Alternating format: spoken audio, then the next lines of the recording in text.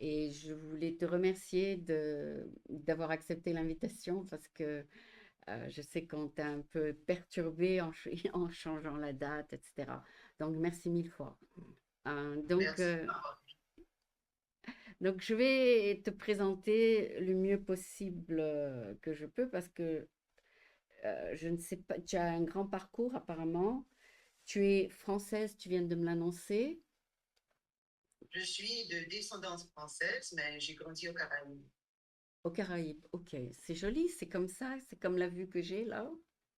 Oui, l'eau est encore plus claire. Ah ouais? Ah oui, L'eau est plus bleu clair, c'est ça? elle est plus bleu clair, il y a beaucoup plus de sable, Oui, et puis l'eau est tiède. l'eau Donc, est tiède. Ah, ouais. il n'y a pas de wave comme ici, d'accord, comme sur la Non, photo. comme la Californie, non.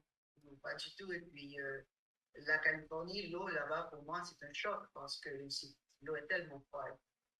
Ah oui, oui, je sais. Ici, en hiver, c'est 48 Fahrenheit et en été, je crois que c'est 52. Donc, il faut avoir le courage de plonger. Euh, Parce que c'est pas la mer, c'est l'océan. ouais, c'est vrai. Ok. Et tu es donc né aux Caraïbes et puis tu es venu vers la France? Non, non, je suis américaine. Je suis née aux États-Unis, mais mes parents sont des Caraïbes. Donc, quand j'étais très petite, nous sommes retournés là-bas et j'ai fait toute mon éducation en français jusqu'à ce que je retourne aux États-Unis pour faire mes études universitaires.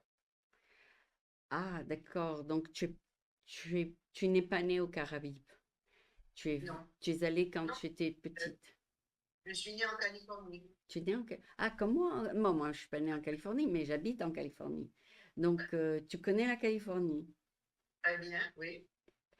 Et puis, tu as déménagé vers les Caraïbes lorsque tu étais petite. Oui, très petite. Ton père était diplomate. Non, mon grand-père était diplomate. J'ai d'autres parents dans la famille qui étaient aussi diplomates. C'est quelque chose que je n'avais pas vraiment imaginé pour ma carrière. Mais bon, l'année que j'ai terminé mes études de droit, et il s'est trouvé que c'était la même année que le 11 septembre. Et ça a changé beaucoup de choses pour beaucoup Ouais. d'entre nous. Ok, donc à quel moment est-ce que tu es allée en France? Jamais? Oui, j'ai visité la France en plusieurs fois. C'est un pays qui me plaît beaucoup, plusieurs parties. Je viens en fait d'émettre un article sur mon blog d'endroits en Europe où je recommanderais qu'on considère aménager. Et là-dessus, j'ai mis Strasbourg parce que c'est une région, Oui, c'est une ville qui... je viens de voir là Strasbourg sur ta liste de villes où on peut vivre, c'est ça? Exactement. Ça me surprend que les Américains ne m'en demandent pas plus souvent. C'est-à-dire qu'en ce moment, tout le monde veut aller vers le Portugal, ou bien Paris, l'Italie, l'Espagne, mais il y a tellement de beaux endroits en Europe et j'espère encourager les gens à être un peu plus ouverts et à considérer d'autres endroits qui sont vraiment charmants. Oui, à part que Strasbourg, c'est une ville universitaire comme Berkeley. Ouais, Il doit y avoir, oui, je sais, à Berkeley, il y a plus de 30 000 étudiants. Ça doit être la même chose à Strasbourg. et c'est aussi le siège de la communauté européenne. Donc, c'est une ville très internationale, ce qui va bien pour les Américains qui ne parlent pas de langue étrangère. C'est plus facile de s'immiscer dans une culture qui est plus internationale. Hmm. Et tu as vécu à Strasbourg? Non. Or, j'aurais bien aimé, mais pour le moment, je vis aux États-Unis. Avec ma carrière de diplomate américaine, j'ai vécu dans beaucoup de pays. Donc, je suis passée à travers la France. Malheureusement, je n'ai pas vécu là-bas. D'accord. Et Sur quels critères, enfin sans avoir visité Strasbourg, pourquoi tu recommandes Strasbourg? Parce que l'un des critères très importants pour la plupart de mes clients, c'est le transport. Oui, Et il y a un très bon système de transport. C'est aussi quand on est sur la grande île, c'est-à-dire le centre-ville historique, c'est une région où on peut très facilement marcher. On n'a pas besoin de voiture, on n'a pas besoin de bicyclette, on n'a pas besoin de tout. ah oui, c'est une rue, une ville piétonne, hein. Oui, ça arrange beaucoup de gens. Oui, Entre-temps, il y a aussi le train qui va très facilement vers le reste de France, mais aussi en Allemagne, en Autriche. Donc, c'est un beau centre, comme c'est une ville qui existe le long du Rhin. Il y a beaucoup de connexions là-bas. Il y a un aéroport international, ce qui est très important aussi pour mes clients. Et puis, encore le centre-ville a un charme qui a beaucoup d'attrait pour les Américains parce que c'est le genre d'architecture qui n'existe pas ici et qu'on associe très souvent avec l'histoire européenne. ok. Et comme c'est une ville internationale d'étudiants, le loyer est plus cher ou moins cher? Ça dépend. Si on est habitué à avoir un loyer de 5 000 ou 6 000 $ par mois, comme est très courant ici en Californie, à New York, à Miami, c'est beaucoup, beaucoup moins cher d'aller là-bas, d'aller en Europe. Et c'est aussi ce que j'ai mis dans l'article. Pour chaque ville, j'ai mentionné ce qui serait le coût de vie mensuel. Et en général, c'est beaucoup plus bas que d'essayer d'exister ici. Alors, pour les personnes, les Américains qui reçoivent maintenant une pension, c'est définitivement quelque chose à considérer. D'accord, d'accord. Des gens, tu veux dire, qui sont à la retraite. Oui, ou bien moi, par exemple, je reçois une pension, je ne me considérerais pas à la retraite, mais pour beaucoup d'employés du gouvernement, et spécialement avec les 2 années que nous venons d'avoir, quand beaucoup de gens ont quitté, ce sont des gens qui reçoivent par contrat une pension, mais qui peuvent choisir de continuer à travailler. Donc toi, tu as choisi de continuer à travailler? Oui. D'accord. Donc tu reçois ton salaire plus la pension. Je reçois ma pension et en ce moment, c'est une compagnie, une entreprise que j'essaie de faire grandir. Donc, mais c'est vraiment pas un travail dans lequel je me suis lancée pour faire un profit énorme. C'est D'accord. plutôt, Et de- ça s'appelle Wayfinder International. ça s'appelle Wayfinder International parce que Wayfinder, en général, ça dénote quelqu'un qui vous aide à trouver le chemin, quelqu'un qui vous sert de guide. Alors, j'ai beaucoup aimé ça pour le nom de ma compagnie parce que c'est une façon pour moi d'utiliser mes talents et aussi mon expérience. Je voyage depuis très, très jeune, donc j'ai beaucoup d'expérience à vivre à l'étranger aussi. J'ai beaucoup de parents qui vivent toujours dans plusieurs continents. Donc, je suis très bien placée pour aider quelqu'un qui a beaucoup de questions ou des craintes à laisser les États-Unis pour s'établir quelque part d'autre. Ok. Et tu as voyagé dans combien de continents alors? Oh, euh, la plupart des Caraïbes, l'Amérique centrale, l'Amérique du Sud, l'Amérique du Nord aussi, parce que j'ai été en plusieurs fois au Canada et j'ai vécu au Mexique, l'Europe, bien sûr. Euh, Jusqu'à présent, c'est tout. Je n'ai pas encore été en Afrique, mais il y a quelques gens qui sont intéressés à cause de leur descendance à peut-être aller vivre là-bas. Donc, ça commence à être quelque chose qui vient sur le plan. D'accord. Donc là, tu as fini ton cycle d'être dans la diplomatie et tu as lancé ta propre boîte, c'est ça? Oui. Eh C'est ça ben, exact. D'accord, félicitations d'avoir pris l'initiative. Parce que justement, hier, je discutais avec quelqu'un, il me dit, il y a des gens après leur retraite ou après qu'ils ils arrêtent leur travail, ils savent plus quoi faire. Ils se retrouvent chez eux à regarder la télé. Il faut prendre l'initiative justement de faire quelque chose. Sinon, tu meurs à feu doux. Voilà, Et oui, c'est exactement ça. Et j'avais fait le travail de diplomate parce que je voulais aider, je voulais contribuer. Donc, en réfléchissant à ce que je pourrais faire qui m'apporterait vraiment du plaisir, j'ai décidé que ce travail-ci serait parfait pour moi.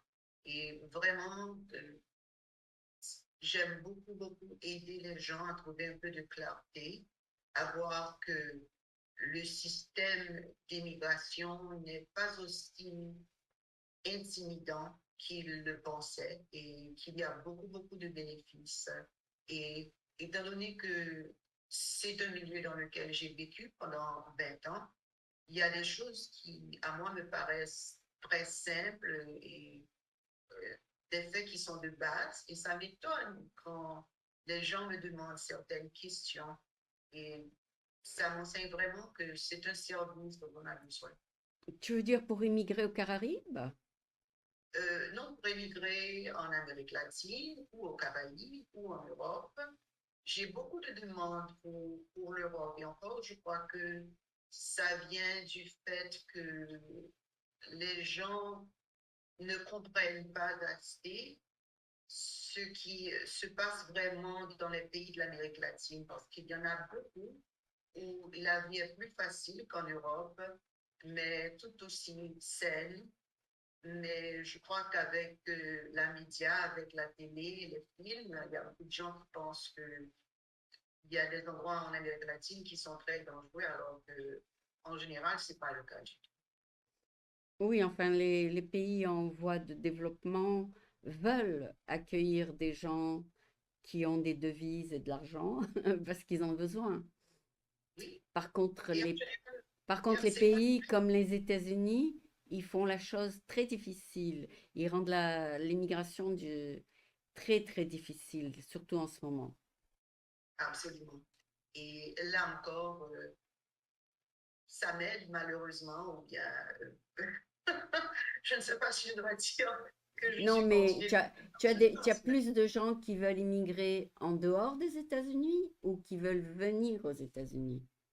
alors mon service, c'est vraiment pour les Américains qui veulent quitter le pays et s'établir quelque part d'autre. Et D'accord, d'accord. lorsque, lorsque nous avons lancé Wayfinder International, j'ai pensé que ce seraient des gens qui ressentent une certaine contrainte avec leurs dépenses Mhm.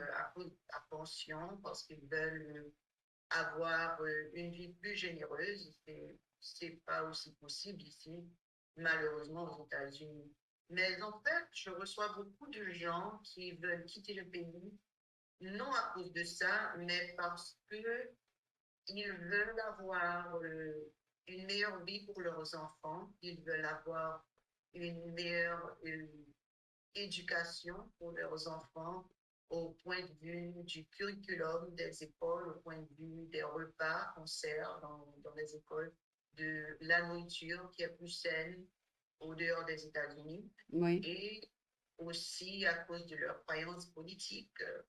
Donc, d'accord. j'ai Donc, beaucoup, donc c'est des clients américains qui voudraient un autre style de vie que la vie américaine.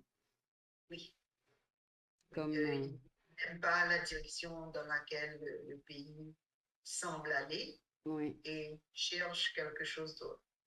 Ben, tu es comme une consultante. Je suis sûre que tu vas peut-être être la personne qui a conseillé George Clooney d'aller au sud de la France. C'est toi qui l'as fait?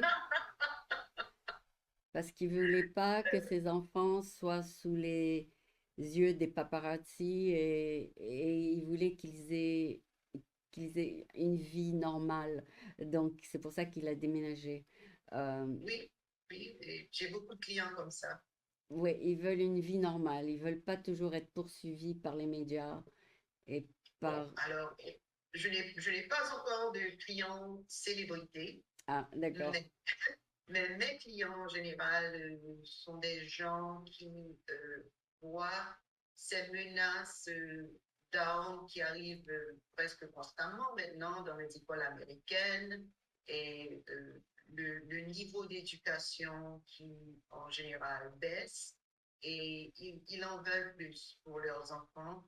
Ils veulent plus de sécurité, ils veulent un endroit où les enfants peuvent se promener et jouer au dehors sans avoir une crainte de recevoir un tir de balle, quelque chose comme ça. Et comme j'ai dit aussi, la nourriture et les produits alimentaires qui sont plus sains, c'est quelque chose qui c'est très important. J'ai des clients avec des diètes ou bien des allergies très spécifiques. Et à cause de ça aussi, ils cherchent quelque part où ils ont plus de choix. Oui, oui, non, c'est tout à fait compréhensible parce que ici aux États-Unis, si tu veux mettre tes enfants dans une école privée comme le lycée français, ça peut aller jusqu'à 30 000 $ par an et ça, c'est presque un salaire entier. C'est hors de prix. C'est que ceux qui sont dans une classe vraiment qui ont des gros revenus qui peuvent se permettre ce genre de, d'école privée. Donc, il vaut mieux autant déménager si on peut, n'est-ce pas? Parce que, C'est exactement ça. ouais, et dans ton côté, tandis que tu es self-employed, tu peux travailler de n'importe quel endroit, n'est-ce pas? Tu peux travailler, si tu veux, à partir des Caraïbes où il fait beau, il y a la mer et il y a... Tu peux faire ce choix si tu veux. Oui, oui, c'est quelque chose qui, pour moi, était très important dans ma seconde carrière, que j'ai un travail qui me permet beaucoup plus de flexibilité, non seulement de local, mais d'horaire aussi. Oui, Et alors alors, tu vas peut-être voyager un peu plus maintenant. eh ben, je prends un petit peu de pause parce que j'ai fait 20 ans à voyager et à déménager chaque 2 ou 3 ans et emménager quelque part d'autre. Ah là, Et tu prends alors, une pause. Oh, d'accord.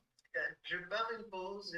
Maintenant, je suis chez moi pour la première fois pendant ouais, ça fait des années que j'ai cette maison et je n'ai pas pu y vivre parce que je devais vivre à l'étranger pour mon travail. Donc, maintenant, finalement, je suis chez moi.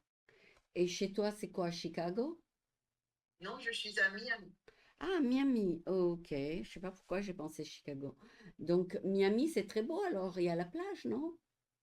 Il y a la plage, il y a la mer des Caraïbes, il y a l'Atlantique. Tu es C'est très... la Tu es à continuation. côté des Caraïbes, en fait. Ouais. Il y a Ah, beaucoup, bon, bah beaucoup alors, il y a beaucoup d'Espagnols oui, qui oui, se parlent à Miami. ouais. C'est, c'est considéré une ville très latine. Oui, oui, j'ai parlé à des Français, enfin, il y a longtemps, à Miami. Donc, vous avez une grande communauté française là-bas. Oui. Il y a un Et peu de tout ici. donc, tu as un passeport à plusieurs nationalités, n'est-ce pas? Tu es caribéenne, française et américaine. Non, j'ai seulement le passeport américain. Ah bon? Et lorsque j'étais diplomate, j'avais aussi un passeport diplomatique. D'accord. Mais étant né d'un père ou d'une mère caribéenne, ça ne te donne pas la double nationalité? Je pourrais l'avoir, Si c'est tu la permis, demandes. mais étant donné que j'étais justement diplomate, c'est quelque chose que je n'ai pas poursuivi à ce point-là. Je n'ai pas poursuivi. Euh, Avant de devenir diplomate, euh, la règle, c'était qu'on ne pouvait pas avoir la double nationalité. Et Ah, c'est d'accord. quelque chose qu'ils ont créé pendant que j'étais diplomate. Ah, d'accord. Oui, je sais que les Français aussi ont, permettent la double nationalité. Donc, j'ai la double nationalité. Et donc, elle me sert à rien parce que je suis surtout en Amérique. Mais si je veux aller en Europe, j'ai le passeport européen. je sais pas combien de pays maintenant, c'est 28, je crois, je suis pas sûre. Mais enfin, c'est un passeport qui te donne accès à tous les pays d'Europe, de la communauté européenne. Et ça aussi, c'est quelque chose auquel beaucoup de mes clients n'ont pas pensé. Et alors, lorsque je leur parle, nous faisons un premier interview, nous parlons et je leur pose beaucoup de questions. Mhm, Et ces questions, c'est de comprendre leur descendance, de savoir s'ils ont des parents ou bien des grands-parents qui viennent de notre pays. Parce qu'il y a beaucoup de pays en ce moment qui vous donnent la nationalité basée sur votre descendance. Donc, j'ai pu aider certains clients à réclamer une nationalité européenne. Bon, en ce moment, il y a l'Italie qui est en train de décider s'ils vont permettre ou non à certains étrangers de devenir italiens. Donc, ils ont changé la loi, mais il y a beaucoup d'autres pays en Europe et en Amérique latine où on peut avoir la nationalité si on peut montrer la descendance. ah, ça c'est super, super, oui. Donc toi aussi, tu peux faire pour la même chose avec la France, je sais pas. C'est sûrement une possibilité pour toi, n'est-ce pas? Si un jour tu, J'aimerais, si un jour tu veux prendre ta retraite sur la Côte d'Azur, tu pourras faire ça. Parce que, j'espère. parce qu'en France, il y a l'assurance santé pour tout le monde. Et ça, c'est aussi autre chose que les gens considèrent. Parce qu'ici, l'assurance santé, elle est plutôt semi-privée. Tout dépend des circonstances. Mais les gens achètent une assurance, ou bien sont avec leur employeur, ou bien sont aux frais de l'État. Mais l'assurance santé n'est pas garantie comme en France. Oui, oui, c'est quelque chose d'autre dont on discute beaucoup avec nos clients. Je crois que la mentalité aux États-Unis, c'est que ce genre de plan de santé qu'ont la plupart des pays développés, honnêtement, ils disent que bon, oui, c'est gratuit, mais il faut attendre des mois et des mois avant de voir un docteur. Mais ce qu'ils ne comprennent pas très souvent, c'est qu'on peut avoir aussi un plan privé Oui, dans cette oui, c'est et vrai. on peut aller voir un docteur sur un plan privé aussi. Ça coûte beaucoup moins, toujours, Ah qu'aux oui, États-Unis. oui, Et puis, ici, pour ceux qui ont les enfants, il y a la question d'éducation gratuite aussi, oui, qui peut se prendre jusqu'aux études universitaires dans les pays. ça c'est Donc, vrai. tout ça, c'est important. Oui, oui, alors ici l'éducation est extrêmement chère si on veut aller dans une école privée, parce que souvent les écoles publiques, c'est pas évident de pouvoir apprendre à lire et à écrire Un correctement. petit peu. Je suis sûre que tu es allée dans une école aux Caraïbes. Oui, C'était en français? c'était en français. Et puis, un jour, mes parents ont pensé, bon, comme elle est citoyenne américaine, nous savons qu'elle va sûrement aller à une université aux États-Unis. Et les carnets sont très différents dans le système américain et le système français. Alors, pour mes dernières années, mes dernières 3 années, j'ai été à une école américaine là-bas pour que ce soit plus facile de faire le transfert à une université américaine. Mais ce sont vraiment deux styles d'éducation très, très, très différents. Et pour être diplomate, il faut faire quel genre d'études? Ou bien c'est une question de connaître des gens dans le métier? Alors, je crois que la discipline d'études n'importe pas autant que le diplôme. Il faut avoir au moins un bachelier, un bachelor's degree. Oui. La réalité, c'est que la plupart d'entre nous avons au moins une maîtrise. Ah, d'accord. Là où, quand j'ai commencé, on parlait d'avoir une base en droit ou bien en affaires internationales ou en sciences politiques. ce que j'ai vu, la réalité, c'est que les gens ont des diplômes en médecine, en génie, en informatique, peu importe, parce Oui, que mais vraiment, l'essentiel, c'est d'avoir une bonne base. Oui. voilà, et c'est de montrer qu'on a cette capacité d'étudier, d'absorber de l'information et de l'utiliser bien. Oui, c'est pas nécessaire donc d'avoir un diplôme en sciences politiques. Non, Aussi, je dirais non, pas du tout. pas du tout, ok.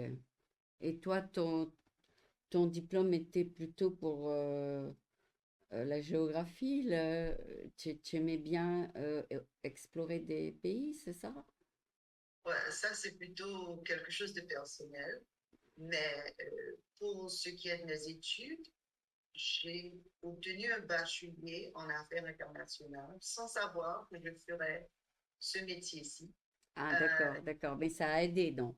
Ça t'a Ça aidé. a aidé parce que j'étais justement intéressée j'ai beaucoup d'intérêt dans l'histoire européenne à cause de mes antécédents. Parce que l'histoire de ma famille, c'est quelque chose qui m'a toujours intéressée beaucoup.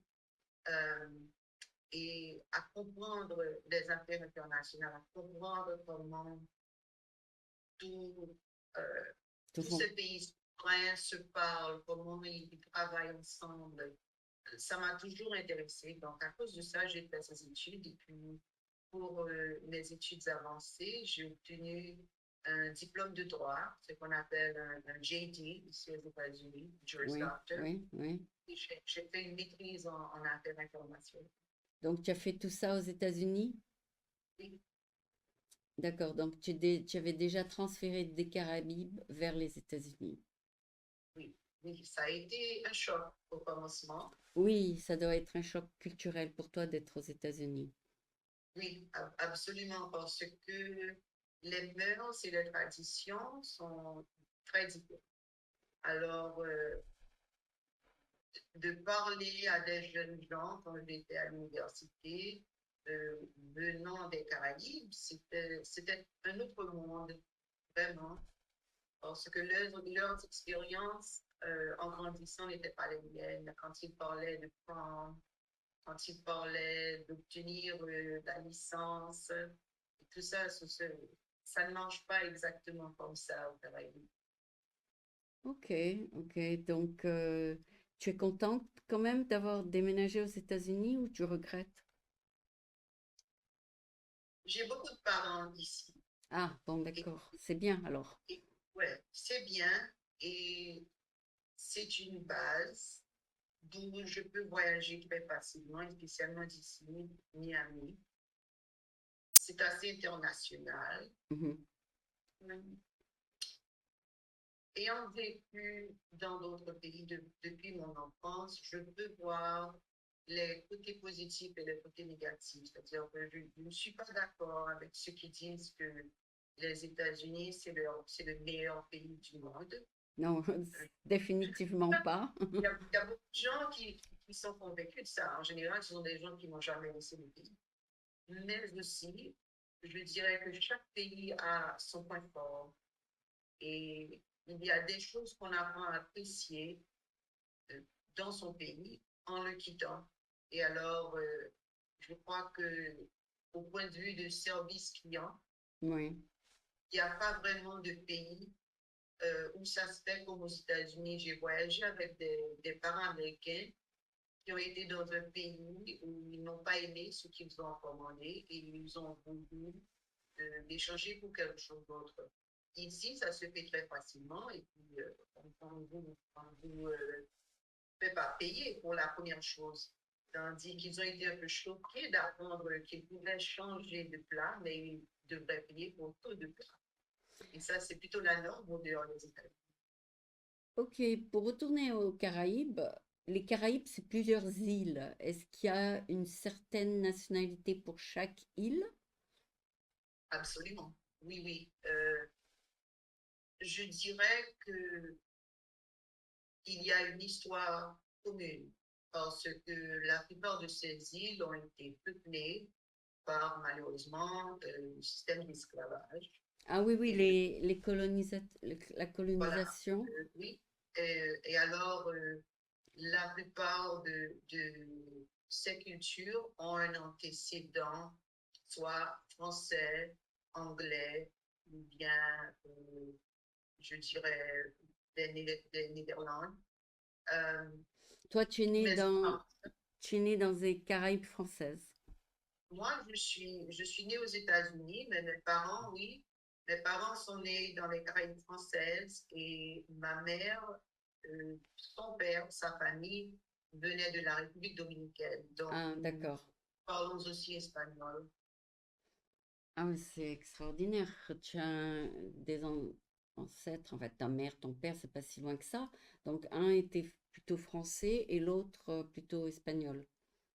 Bon, ils se considéraient tous deux haïtiens, francophones, mais la famille de ma mère venait de la République dominicaine. Ok, Et du côté de mon père, quand on va aux aïeux, ses grands-parents à lui étaient français. d'accord. Donc, tu as dit haïtien, donc tu étais à Haïti?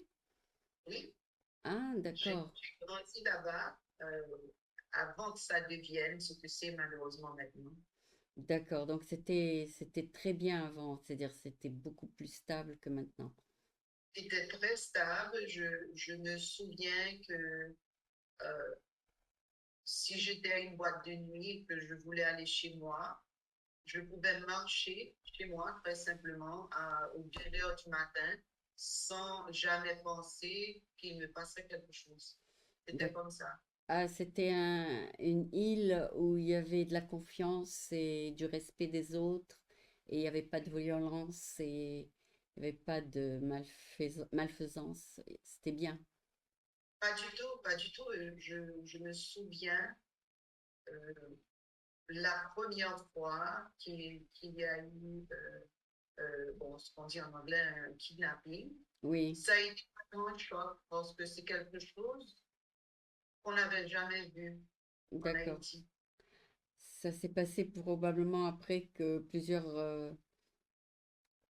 pays ont déménagé là-bas pour soi-disant les aider Euh, après les tremblements de terre et tout ça. Enfin, bon, après. c'était avant les tremblements de terre, mais oui, on avait déjà eu, je crois qu'on avait, avec Aristide, on avait les Américains qui étaient venus pour Pour vous aider aider. à la Oui. présidence. Ah oui, On avait, oui. Pour et reconstruire Haïti. oui, bon, ça, on a eu après le tremblement de terre. J'y étais, moi, comme diplomate américaine, pour aider après le tremblement de terre. Et vraiment, c'était absolument horrifique. D'accord. Est-ce qu'ils ont reconstruit ou pas encore? Pas encore. Pas encore. Ils sont vraiment une instabilité extraordinaire. Le président qui était élu démocratiquement a été assassiné en 2021 et depuis lors, ils n'ont pas encore obtenu d'élection. Donc, Hmm. ils n'ont pas de gouvernement en ce moment. C'est alors très instable. Absolument, c'est extrêmement instable. On a cessé, du côté des États-Unis, on a cessé les vols à l'aéroport principal d'Haïti à Port-au-Prince. Ah, c'est assez tragique alors, parce que les gens veulent pouvoir au moins voyager là-bas, parce que c'était une destination ideal, idyllique. C'était très beau, hein. Oui, dans les années 50, après que Cuba soit devenu communiste, beaucoup d'Américains, beaucoup de célébrités n'ont plus voulu aller là-bas. Ils ont été en Haïti. Donc, on avait dans le temps Liz Taylor, Michel Breton, Oui, venez voir, aller en vacances, oui. qui allaient en vacances en Haïti. Alors, ce n'est plus le cas maintenant si vous avez arrêté les voyages. Non, C'est-à-dire, malheureusement, vraiment, le pays n'est plus ce qu'il était. Je crois qu'il y a beaucoup d'Haïtiens qui vivent ici aux États-Unis, au Canada, en France, ce qu'on appelle la diaspora, oui, qui espèrent toujours que les choses vont s'améliorer. mais qui est là-bas en ce moment? Les développeurs, c'est ça? ceux qui Et développent les immeubles et tout ça, ce sont les gens qui reconstruisent la ville? non, il n'y a personne. Le pays, il y a un arrêt presque total à l'industrie là-bas. Ah, Donc, il y a un arrêt. Ok. ouais, à cause de l'insécurité. Parce au moment la ville principale, Port-au-Prince, où se trouve la majorité de la population, est vraiment contrôlée par des gangs armés. Ah, c'est terrible ça. Et qui est resté là-bas finalement? L'armée? Je sais pas. Je... Non, il n'y a pas. Bon, ils avaient démantelé l'armée Ah bon? dans, dans les années 1080. Ils l'ont restituée euh, assez récemment, mais elle n'est pas très forte. Il y a une force de police, mais cette force-là aussi, elle n'est pas assez bien équipée pour combattre les gangs. Donc, en ce moment, il y a un effort international pour envoyer des policiers en Haïti, je veux dire, pour essayer d'aider à démanteler tous ces groupes armés. Ah d'accord. Ben alors là, tu as beaucoup de travail à faire de ce côté-là, non? Ah ben, bon, moi, j'observe maintenant à une certaine distance. Ah d'accord. Tu n'es plus diplomate. Ok. Je suis plus diplomate, mais j'ai travaillé beaucoup là-bas lorsque j'étais diplomate parce que, comme on imagine, il n'y a pas beaucoup de diplomates américains qui parlent le français et le créole, les langues officielles d'Haïti, et Mais qui connaissent aussi la culture et l'histoire du pays. est-ce que tu encouragerais des gens d'aller là-bas pour développer des centres commerciaux ou des villes? En ce moment, absolument pas. Non. Il se passe... Absolument pas. Non, bon. En ce moment, non. Il y a premièrement la question de sécurité, mais aussi, je crois que parce qu'il n'y a pas encore vraiment un gouvernement établi, euh, je crois que la corruption, c'est un risque très réel en ce moment pour n'importe qui voudrait investir. Ah d'accord. Donc c'est pas encouragé du tout alors. Non, en ce moment, malheureusement, non. Mais je dois dire que le peuple haïtien lui-même, c'est un peuple extrêmement chaleureux, extrêmement doué, spécialement en ce qui est d'art. Je crois que la plupart des Haïtiens que j'ai connus de ma vie sont doués dans une discipline artistique ou une autre, que ce soit des écrivains, des chanteurs, des sculpteurs, des peintres. C'est vraiment incroyable le niveau d'art que les Haïtiens produisent. Et alors, on continue à prier pour eux que les choses s'améliorent. D'accord. Donc les artistes sont restés là-bas. Oui, mais bon, il y en a ici aussi, et en France, je suis sûre, mais il y a beaucoup, beaucoup d'artistes en Haïti. D'accord. Oui, j'ai entendu parler un peu de ça. Donc euh, donc tu ne conseillerais à personne d'aller vivre là-bas pour l'instant. Il n'y a pas l'éducation qu'il faut.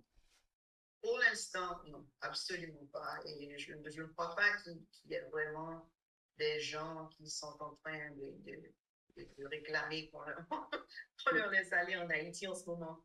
Euh, Quels sont les trois pays du monde que tu recommandes? La Suisse, la France et l'Espagne? Ça dépend. Alors, ce que j'explique à mes clients, c'est qu'il y a beaucoup, beaucoup de très beaux pays. C'est pas ça la question. La question, c'est plus quelle est votre vie idéale à vous? Parce que c'est différent pour tout le monde. Alors, moi, je peux dire que si j'avais à vivre à l'étranger, à laisser Miami en ce moment, que j'irais m'établir peut-être à Strasbourg. J'aime beaucoup aussi la ville de Puebla au Mexique, c'est très, très, très charmant. Euh, il y a des villes comme ça. Il y a la Barcelone qui me plaît beaucoup. J'aime beaucoup l'Angleterre aussi.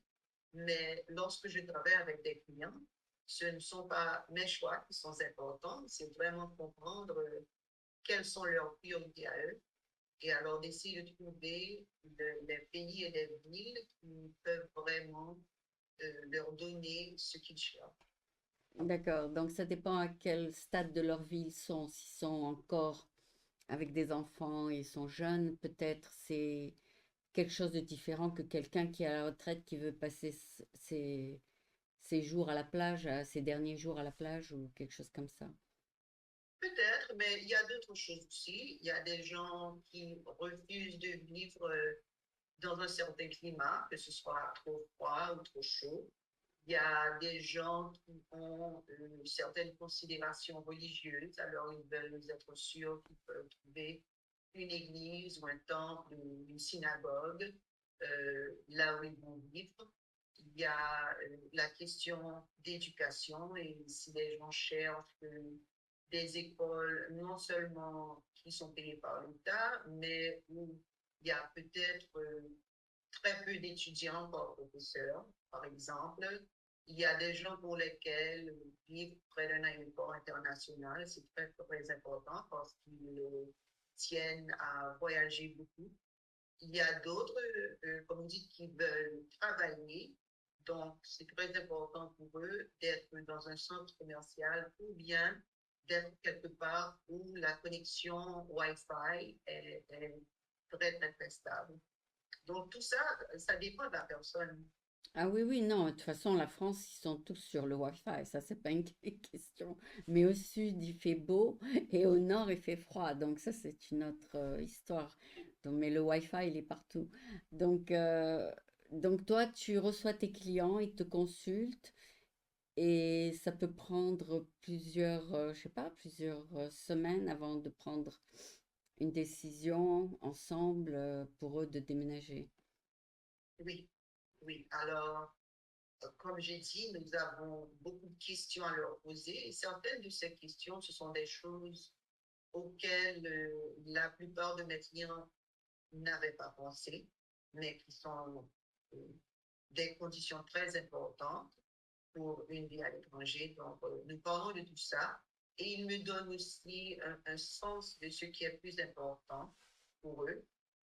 La chose, c'est que lorsque je leur remets des résultats, bien souvent, ce ne sont pas les résultats auxquels ils avaient pensé et c'est parce que, quoi qu'ils m'avaient dit qu'ils avaient une certaine priorité, en réalité, ce n'était pas aussi important pour eux, ou bien il y avait quelque chose d'autre auquel ils n'avaient pas pensé qui était plus important. Donc, par exemple, j'ai un client qui m'avait dit, je ne voudrais pas vivre dans un immeuble, dans un de ces grands immeubles comme nous avons à New York, euh, mais si on veut vivre le long de la mer, bien souvent, c'est ce genre d'immeuble qu'il y a pour les résidences. Il n'y a pas de maison.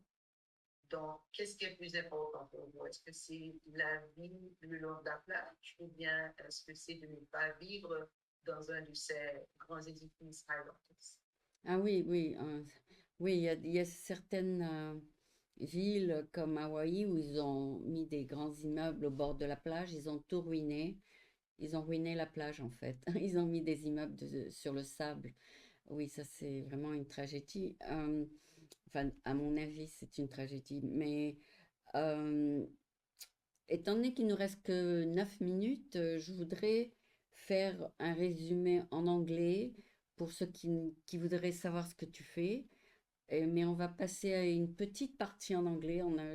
J'ai pas vu le temps passer, il est déjà 3h51. Donc, je vais passer à la partie en anglais si ça te dérange pas. I have with me Sonia Léger, who is a consultant in helping you find the place, the ideal place to live if you decide to move out of the United States, correct? Yes, that is right. I am a former U.S. diplomat. I've retired after a 20-year career of working in a lot of countries overseas. And I thought for this next phase of my life, it would be good to apply what I have seen and what I know about international life to helping Americans who are considering living in another country.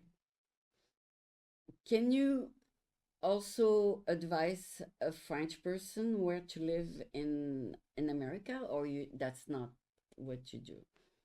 that's not so much what I do. I do have my personal thoughts, although, again, there are the objective places, but really what I try to do is find out as much as I can about my client and their priorities and what they want out of their new life overseas, and really try to match that with the city. So I try not to come up with a conclusion ahead of time, because sometimes I'm actually surprised by the result that I get once I apply people's preferences to my algorithm. Okay, okay. So you have an idea of what the best states to live in America, but your specialty is mostly overseas, and Yeah. you can advise people on what city to, what country to go to based on what they are telling you. Yes, I think in the current environment in the United States, a lot more people are considering, for a variety of reasons, they're considering living overseas. And I'm very well positioned to help them work through that decision making and make sure that they really think about all of the aspects of moving. And it's not as intimidating as a lot of people think. It's not as unattainable as a lot of people think. But you also can't just pack your suitcases today and just move somewhere within a week or a month. That's not really setting you up to have a smooth and successful transition. Yeah, but the other consideration is the language. Do they speak Spanish? Do they speak French? Do they speak English or Italian? And Yeah, that that certainly helps. And that opens up a lot more possibilities, I think. One of the questions that we ask our clients is whether or not they do speak foreign languages. But a lot of them don't, because a lot of Americans don't speak a foreign language. And that's not a deal breaker. There's okay. a lot of places that you can go where English is not the official language, but enough people there speak English Yeah. that you have a very easy, successful life. Now, personally, I would always recommend that once you're there, you start taking language courses Of course. just to make things easier. But it's not necessary. Yeah. And another consideration we never talked about in the past hour is their budget. Where do they want to live? In And a we do port? ask that. We do ask that. That comes into play in a couple of different ways. Of course, for the cost of living, for the rent, expenses for dining out. If you want to have a very active social life, things like that. But also because one possibility to obtain citizenship, or not citizenship necessarily, but at the very least residence, and very often citizenship as well, is to make a certain amount of investment in that country. Okay. And that's referred to very often in the media as a golden visa. Oh, yeah, yeah. So people are really willing to open the doors for you if you bring in some money. Yeah. Yes, So, yes. And a lot of countries will give you, at a minimum, residence, but most of them will give you citizenship yeah. for investing. Um, I think usually it's ranges from about $100,000 to about a $250,000, depending on the country. Yeah, yeah. So I'm sure that superstars have don't mind paying that money to get a dual citizenship on day one.